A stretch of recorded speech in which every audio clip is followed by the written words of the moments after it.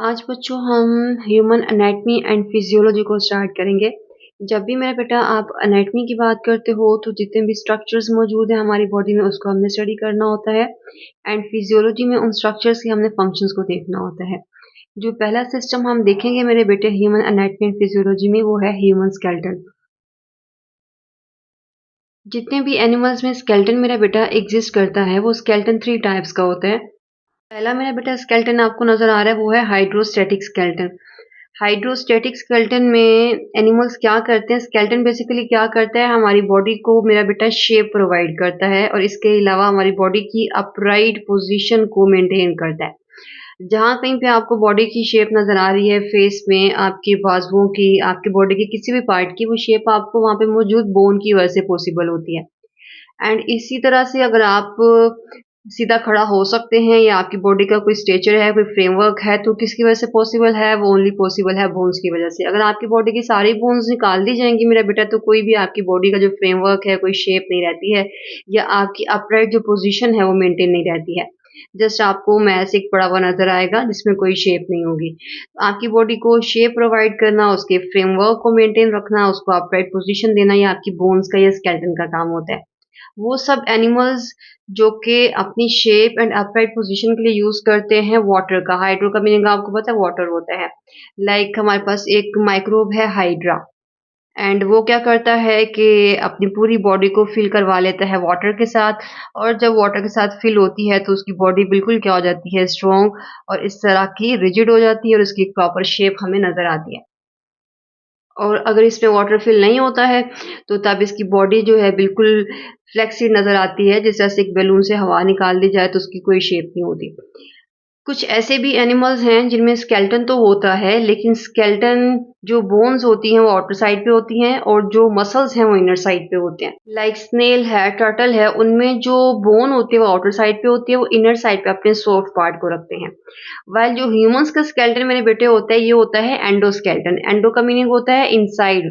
It means कि हमारा जो स्केलेटन है, हमारी जो बोन्स हैं वो इनर साइड पे होंगी एंड हमारी बोन्स को कवर किया होगा किसने, मसल्स ने। इन एनिमल्स में स्केलेटन कहाँ पे होता है मेरे बेटे, एक्सो मीन्स आउटर साइड पे और सॉफ्ट पार्ट कहाँ होता है, इनर साइड पे। तो हमारा जो स्केलेटन है हम उसको डिस्कस करेंगे एंड हमारे स्केलेटन में क्या होगा मेरा बेटा, बोन्स होंगी हमारी इनर साइड पे और बाहर नजर नहीं आती हैं हमें। और ये जो बोन्स हैं इसको कवर किया होगा किसने, मसल्स से। तो मसल्स होंगे मेरा बेटा आउटर साइड पे, कवर कर रहे होंगे किसको, बोन्स को।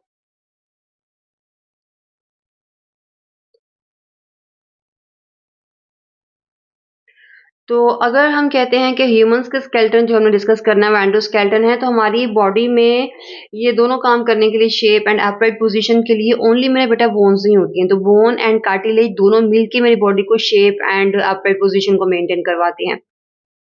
बोन एंड कार्टिलेज का कंप्लीट स्केच मेरा बेटा मैंने आपको टिश्यूज के चैप्टर में करवाया था, वहां से रिवाइज कर सकते हैं अगर आपने करना है तो।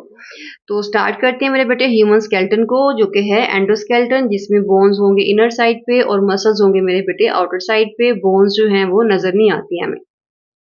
ह्यूमन स्केलेटन के दो पार्ट्स मेरे बेटे हम डिस्कस करेंगे, एक्सियल एंड एपेंडिकुलर।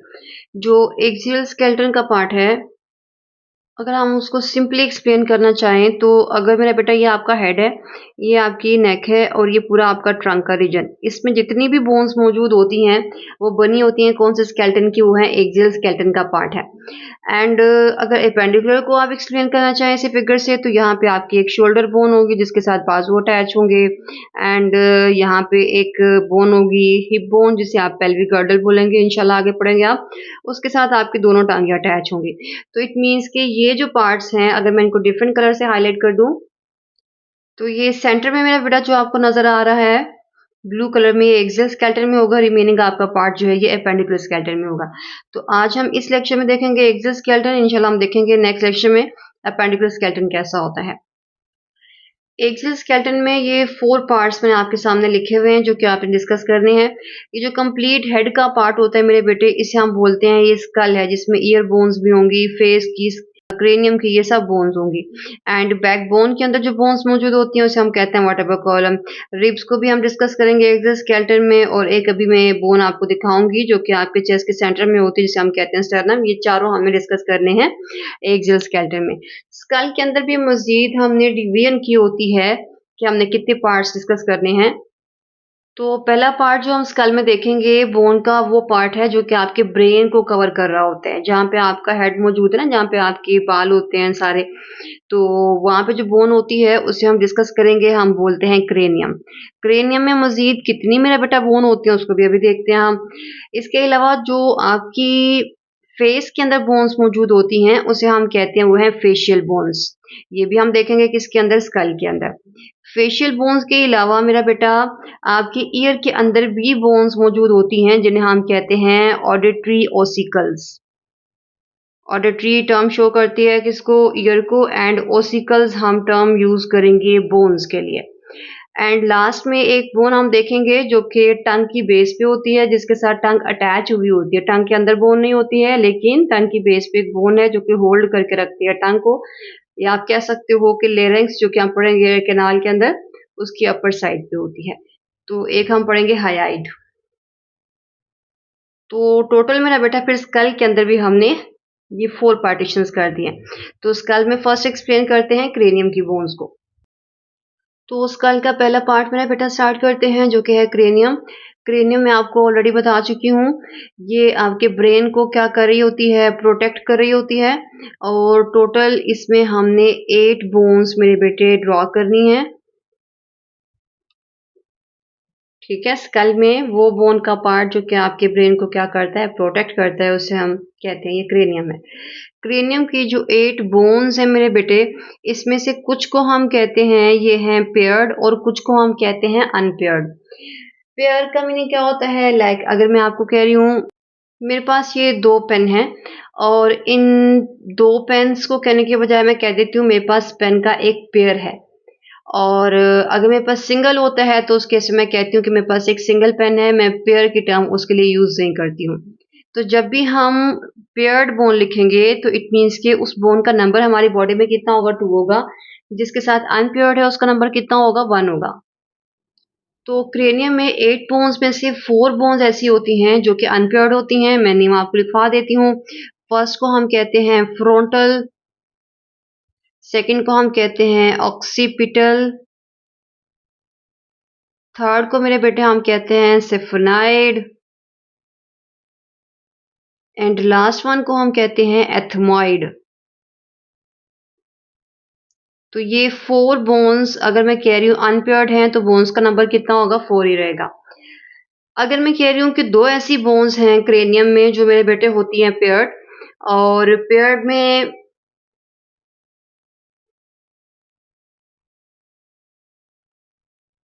फर्स्ट है मेरे बेटे पेराइटल और सेकंड है टेम्पोरल। अगर पेराइटल जो है ये पेयर्ड है तो इट मीन्स कि इसका नंबर 2 है मेरी बॉडी में। अगर टेम्पोरल पेयर्ड है तो इसका नंबर भी कितना होगा, 2 होगा। तो अगर इन दोनों को हम कह रहे हैं पेयर की फॉर्म में है तो यहाँ पे 4 नंबर इसका हो जाएगा, 4 इनका हो जाएगा, और टोटल नंबर कितना हो जाएगा क्रेनियम में, 8 बोन्स का हो जाएगा। सेकंड मेरे बेटे जो हम कंपोनेंट देखेंगे स्कल के अंदर वो है facial bones. Facial bones name से ही क्लियर है आपको कि इसने क्या करना है मेरे बेटे, इसने हमारे फेस के स्ट्रक्चर्स को बनाना होता है। एंड फेस स्ट्रक्चर्स को बनाने के साथ साथ इसका नंबर भी लिख लेते हैं कि यहाँ पे मेरे बेटे हमने ड्रॉ करनी है कितनी बोन्स, हम लिखेंगे 14 बोन्स। इन 14 में से मेरे बेटे 6 पेयर्ड होती हैं और 2 अनपेयर्ड होती हैं। जो 2 मेरे बेटे अनपेयर्ड होती हैं उनको पहले लिख लेते हैं बिकॉज उसका नंबर कम है। तो फर्स्ट मेरे बेटे जो अनपेयर्ड हमारी फेशियल स्ट्रक्चर्स में बोन है वो है मैंडिबल। अभी मैं आपको एक वीडियो भी दिखाऊंगी एनिमेशन, उसमें मजीद मेरा बेटा ये आपको लोकेशंस जो हैं क्लियर हो जाएंगी। सो मैंडिबल के अलावा सेकंड मेरे बेटे है वोमर। तो मैंडिबल एंड वोमर जो हैं ये क्या होते हैं, अनपेयर्ड होते हैं, और मेरे बेटे इनका नंबर कितना हो जाएगा, 2 हो जाएगा। पेयर्ड के अंदर मेरे बेटे जो फर्स्ट बोन होती है उसे हम कहते हैं मैक्सिला, सेकंड को हम कहते हैं ज़ाइगोमैटिक। इन सब की लोकेशंस अभी मैं आपको एक वीडियो में दिखाती हूँ। मैक्सिला, ज़ाइगोमैटिक, देन उसके अलावा मेरा बेटा नेज़ल एंड लैक्रिमल एंड मेरे बेटे इसके अलावा इंफीरियर कोंका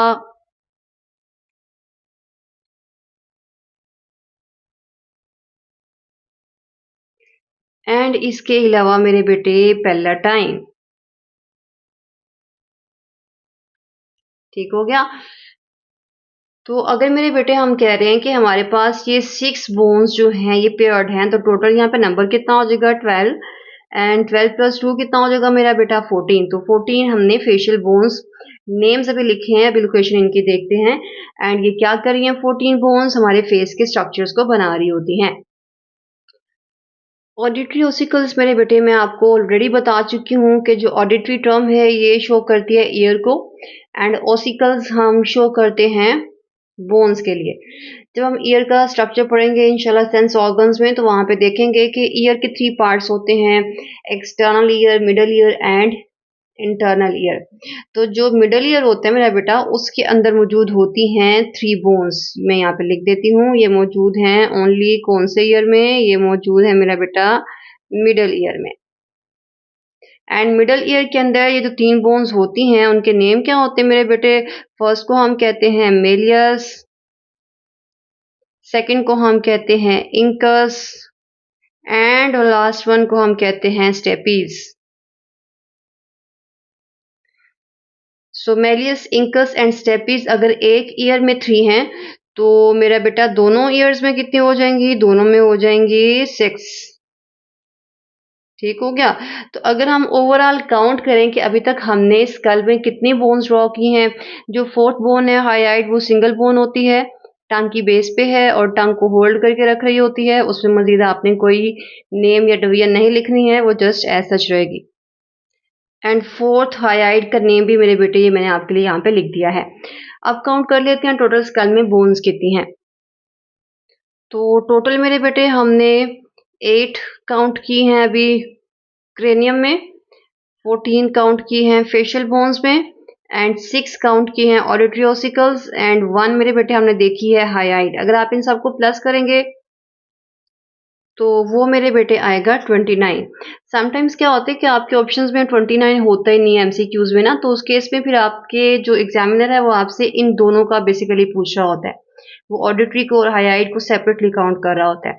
तो 8 प्लस 14 कितना होता है, 22 होता है।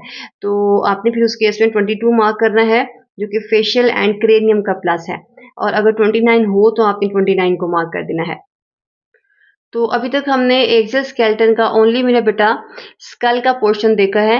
नेक्स्ट इंशाल्लाह हम रिमेनिंग 3 पार्ट्स को देखेंगे जो कि है vertebral column, ribs and sternum.